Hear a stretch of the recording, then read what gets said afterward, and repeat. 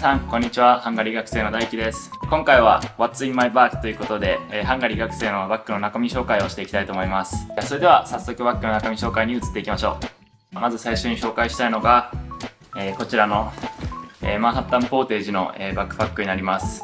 個人的にマンハッタンポーテージのデザインすごく好きで、どんな服にも合わせやすくて、すごく素材も丈夫でしっかりとしているところがすごく気に入っています。バッグは防水加工もされているので、雨などが降っていても、中に入っているカメラとか、パソコンとか、そういった機材がちゃんと守れるので、そういったところは非常に安心です。容量もですね、30リットルほどあるので、結構何でも入ります。学校には自分は基本的にこれで通っていて、軽い旅行の時とかもこれに無理やり詰めて、行っています。結構ポケットとかもたくさんあるので、しっかりと仕分けできるので、すごく気に入っています。じゃあそれでは実際に中に何が入っているのか順番に紹介していきたいと思います。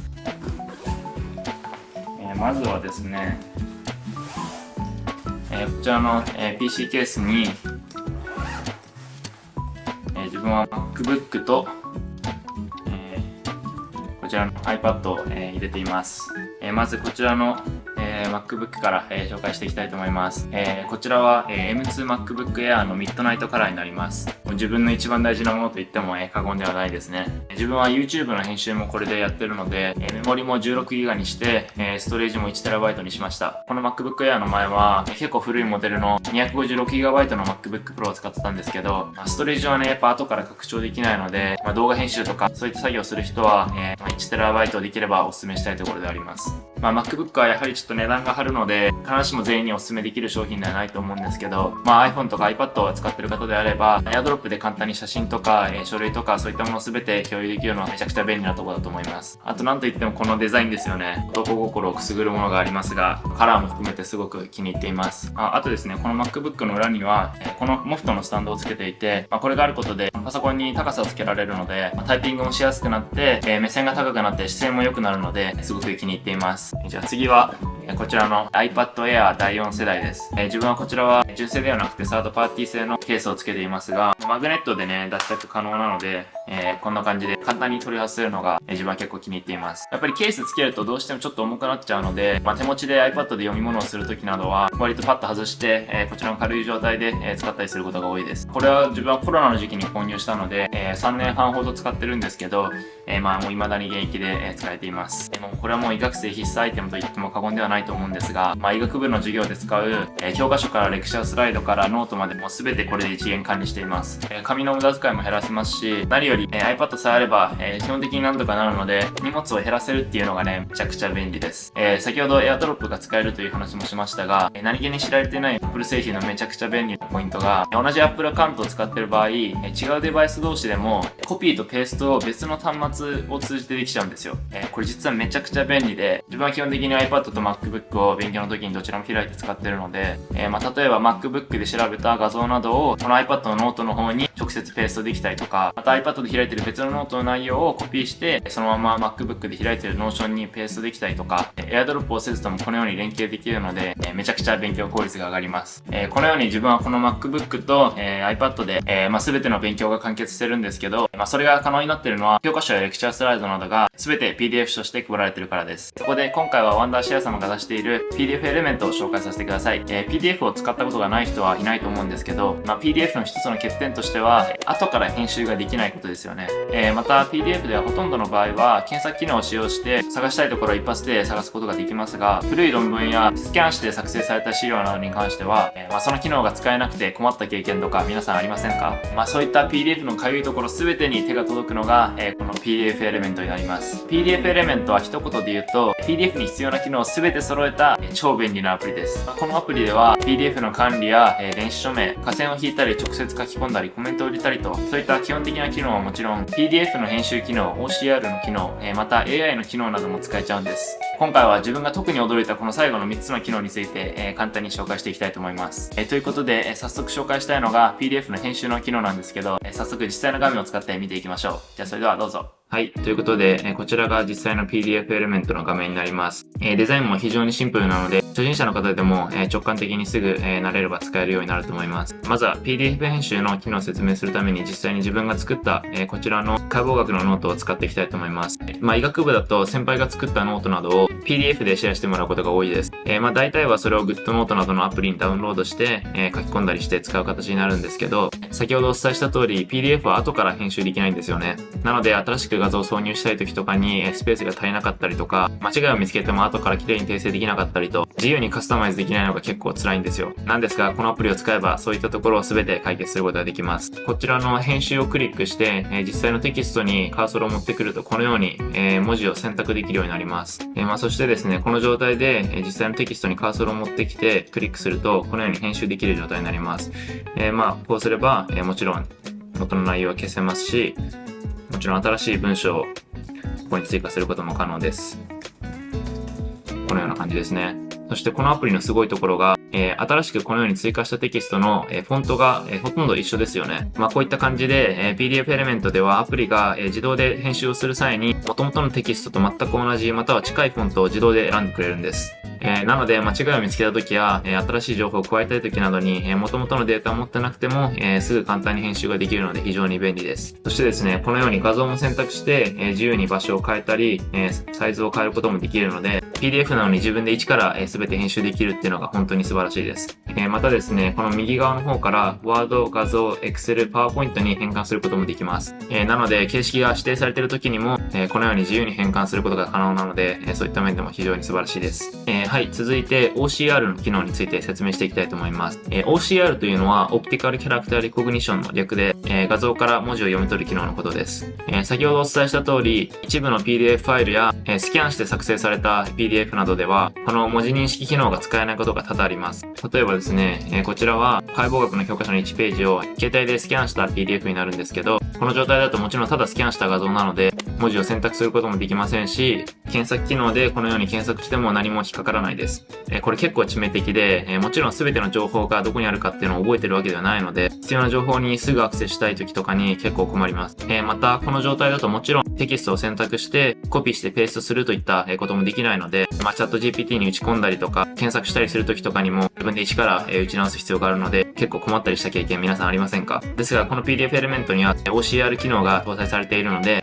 このスキャンされた画像から文字を読み取れる形へと変換してくれます。じゃあ実際にやってみましょう。こちらのツールから、OCR を選択して、この言語ですね。この教科書は英語なので English を選択して、OCR を実行します。そうするとですね、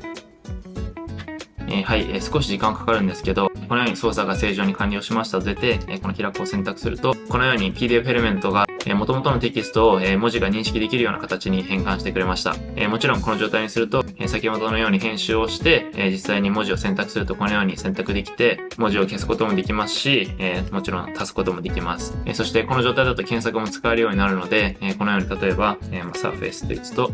Surface という文字がしっかりと認識されています。結構正確性も高くて、ほとんど、ミスなしでできていると思います。例えばね、こういったところでちょっと、9のところが少しスペースが生まれちゃったりとか、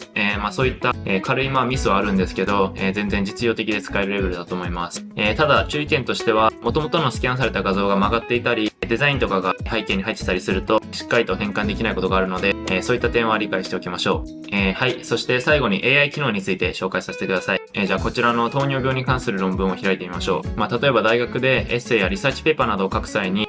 論文を読み漁る必要があるわけですが、現実的には、全ての論文を端から端まで読むっていうのは、時間的にもかなり厳しいですよね。なのでそういった時に、大事なところだけをまとめた要約などがあれば、どの論文をさらに深掘りして読むべきかっていうのを判断できるので、非常に便利ですよね。そしてこの PDF エレメントの AI 機能を使えば、それが一瞬でできちゃいます。じゃあ実際に使うところをお見せしましょう。右上のツールから AI ツールを選択して AI サイドバーを出すと、このように AI とチャットできるようになります。そして、この PDF 要約というところを選択するとですね、はい、このように簡単な要約を生成してくれます。本当にもう見やすい形でまとめてくれてるので、これを読めばこの論文で何が言いたいのかっていうのが一瞬でわかると思います。さらに深掘りしたい時も、このように AI がすでに次の質問を提示してくれていて、例えばこれを選ぶと、What are the risk factors for type 2 diabetes っていう感じで、さらに詳しい内容を簡単に説明してくれます。これ非常に便利ですよね。もちろんこれ翻訳することもできて、例えば、Can you translate the summary into Japanese? みたいな感じで言うとですね、このように日本語で要約を生成してくれました。これ結構すごくないですか？もちろんチャット GPT などにこの元々の PDF ファイルを貼り付けて、同じようなことをすることはできますが、この PDF エレメントでは、このアプリ内で全てを完結させることができるので、非常に効率が上がると思います。ただ、2つ注意点があって、まず1つは、この AI の精度はまだ完璧ではないのかなといったような印象で、質問の仕方が微妙だと、エラーが起きてしまったり、この PDF の内容を簡潔にまとめたり、必要な情報を抜き出すといったような、ことに限られるのかなと思うので、そこは注意しましょう。また、この右下の方にトークンというのが表示されていまして、このトークンを使い切ってしまうと、AI に質問できなくなってしまって、もっとこの機能を使いたい場合は別途課金する必要があるので、そこは注意していただければと思います。AI の精度に関しては、今後のアップデートに期待したいと思います。気になる方は概要欄にリンクを貼っておくので、ぜひそちらからこの商品をチェックしてみてください。はい。じゃあそれでは引き続きバッグの中身紹介に移りたいと思います。先ほどのこの PC ケースの中に入れているのが、まずこのエルコムさんが出しているクリーニングクロスになります。このクリーニングクロス結構 YouTube とかでも紹介されてるんですけど、すごく万能で、MacBook、iPad、iPhone の画面などをこれで綺麗にしています。M2MacBook Air のミッドナイトカラーは結構指紋がつくことで有名なんですけど、その指紋をこのクロスを使って定期的に綺麗にしています。そして、この PC ケースには、こちらのUSB-C のハブですね。これも入れています。もう MacBook には USB Type-C しかついてないので、カメラの SD カードなどを読み込む際に、このハブが必要になるので、基本的には常に常備しています。そしてじゃあ続いては、こちらのケースに入っている、ソニーのヘッドホンになります。ちょっと前のモデルなんですけど、ソニー WH-1000XM3 ですね。ヘッドホンは毎日持ち歩いてるわけではないんですけど、学校で長時間勉強するときなどは、バッグに入れて持ってってます。ノイズキャンセリングがね、結構強いので、ちょっと学校で周りがうるさい時とかでも環境音をしっかりと除去してくれるので、そういった時に使用しています。じゃあ次はですね、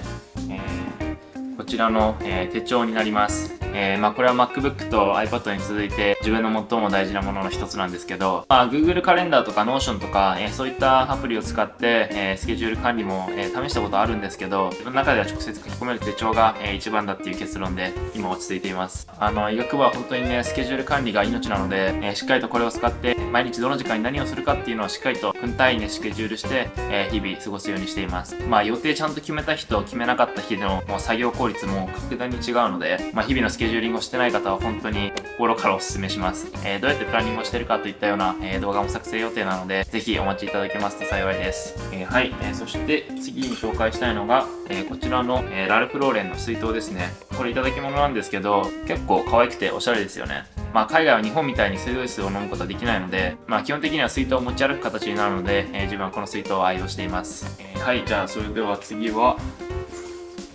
自分はこの100均で買った、ケースに、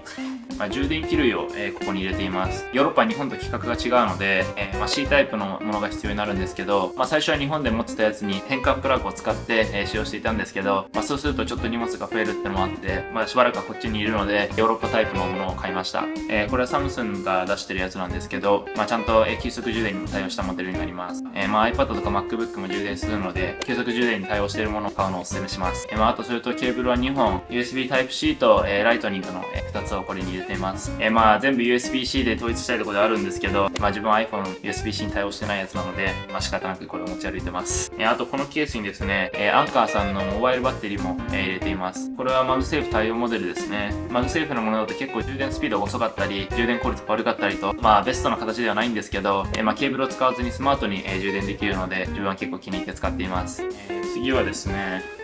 こちらの、ラブコートになります。これは毎日ではなくて、解剖の実習とか、科学の実験とか、そういった使う時だけしか入れてないんですけど、これないと授業入れてもらえないので、必要な時は持ってっています。そして、次はですね、こちらの、ペンケースになります。できれば全て iPad で済ませるようにはしてるんですけど、テストだったりとか実験のレポート書いたりするときとか、ペンを使用する機会はあるので、必要最低限なものだけ本当にこれに入れて、持ってってます。ちなみにハンガリーはですね、結構青のボールペンが、日本でいう黒のボールペンみたいな扱いで、テストとか書類とか、そういったものは基本的に青のペンで書くのが主流みたいです。もしハンガリー医学部にこれから入る方が見ていましたら、青のペンをちょっと余分に持ってくるのをお勧めします。あともうバッグに入ってるのはこれが最後ですね。GoPro です。。自分は GoPro Hero 9を使っています。外で Vlog するときなんかは、これで基本的に撮影しています。これは3年半ほど前ですかね、ちょっと動画にハマり始めた時に、購入しました。Vlog ってね、ちょっと撮るの恥ずかしいんですけど、大きなカメラと違って、これはすごく小さいので、割と気軽に、日常のシーンなんかを撮れるのがすごく便利ですね。あと結構広角で撮れるので、周りの状況とかもね、しっかりと映してくれて、で、あと、スタビライズの機能がすごくいいので、全然手ぶれのない綺麗な映像が撮れます。基本的には Vlog するときしか使わないんですけど、日常の様子で撮りたいものが急に出るときもあるので、割と常にバッグにいつも入れてありますね。ということで、こちらのバッグの中身は空になったんですけど、ちょっと番外編ということで、普段持ち歩いてる、この iPhone と AirPods Pro ですね、紹介したいと思います。言わずもがななんですけど、自分は iPhone 13 Pro ですね、を使っていて、この Apple 純正のシリコンケースを使っています。で、あとそれに、マグセーフ対応の、モフトのスマホスタンドも使っています。マジでこれおすすめするんですけど、このケースにですね、3、4枚カード入るんですよ。なので自分はデビットカードと、学生証と滞在許可証といったような感じで、常に持ち歩いておかないといけないものをこれにもう全部入れてて、あとこれ、こんな感じでですね、スマホスタンドとしても使えるんですよ。フローティングモードといって、こういった形で使用することもできるので、料理しながら YouTube 見るときとか、そういった時にもよく使用してます。もうこれがあるおかげで、わざわざ財布を取り出す必要もないので、このままカード取り出して使う感じですね。で、最後にこの AirPods Pro なんですけど、これプレゼントでもらったものなんですけど、名前入りのケースに入れて使用しています。AirPods Pro はヘッドホンより気軽に使えて、Apple 純正のものなので、接続とかも素早くて、で、あと耳が痛くならないのでね、ヘッドホンより長時間つけておきたい時とかに、使用することが多いですね。で、あと、こちらにつけてるのが Apple Watch の第7世代ですね。で、これもブルーの、カラーになります。気づいた方もいるかもしれないんですけど、MacBook と iPad Air と、iPhone、AirPods、Apple Watch と、全て青色で揃えていて、それは結構気に入ってるポイントです。はい。ということで、バッグの中身紹介は以上となります。いかがでしたでしょうか？量で言ったら少なくはないかもしれないんですけど、できるだけコンパクトに必要最低限なもので済むようにしています。大学生のバッグの中身として、参考にしていただければ幸いです。ということで、改めて、今回案件をくださった、ワンダーシェア様、本当にありがとうございます。ちょっと商品紹介とかをするのは今回初めてだったので、ちょっとなかなかわかんなかったところもあったんですけど、もしこの動画が良かったと思ったらぜひ、チャンネル登録、コメント、高評価、よろしくお願いします。Instagram の方では、YouTube 撮影の裏側や、普段の日常の様子なども発信しているので、ぜひよかったらフォローしてください。ということで、動画を最後まで見ていただきありがとうございました。じゃあ、それでは、I'll see you in the next video. Bye!